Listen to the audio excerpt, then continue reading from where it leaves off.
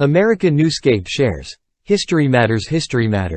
April 1 through April 15, 2024 via the Grateful American Book Prize.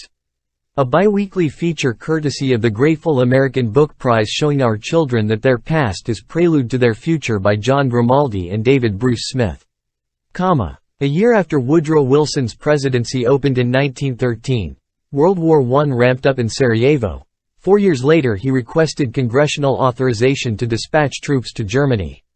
Wilson went on to lead what was at the time the largest war mobilization effort in the country's history, according to History.com. At first, Wilson asked only for volunteer soldiers, but soon realized voluntary enlistment would not raise a sufficient number of troops and signed the Selective Service Act in May 1917. The Selective Service Act required men between 21 and 35 years of age to register for the draft, increasing the size of the army from 200,000 troops to 4 million by the end of the war. One of the infantrymen who volunteered for active duty was future President Harry S. Truman. The Grateful American Book Prize recommends Nico Mendina's What Was World War I? The Civil War was the bloodiest in American history, with approximately 620,000 casualties, from the North and the South, combined.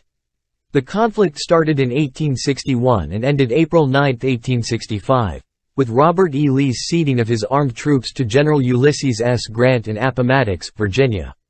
Lee and Grant, both holding the highest rank in their respective armies, had known each other slightly during the Mexican War, 1846–1848, and exchanged awkward personal inquiries.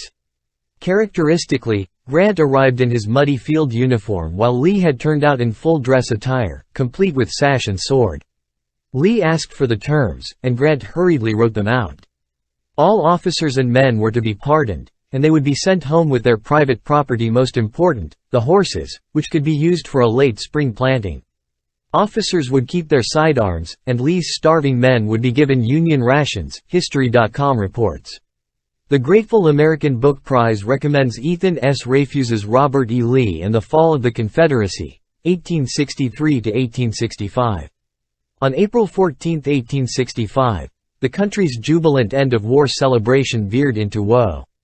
President Lincoln was dead, shot, the night before by John Wilkes Booth, an actor and Confederate sympathizer.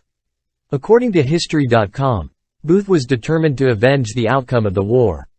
Learning that Lincoln was to attend Laura Keene's acclaimed performance in Our American Cousin at Ford's Theater, Booth plotted the simultaneous assassination of Lincoln, Vice President Andrew Johnson, and Secretary of State William H. Seward.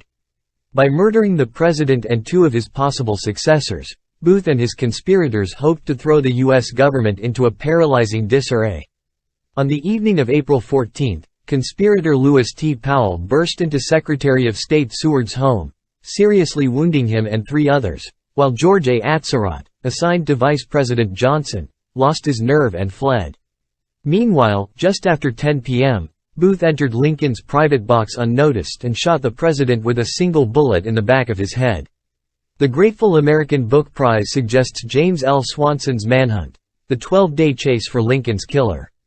Please visit facebook.com/Grateful American Book Prize and please consider subscribing to this channel and visit their website grateful-american-book-prize.com.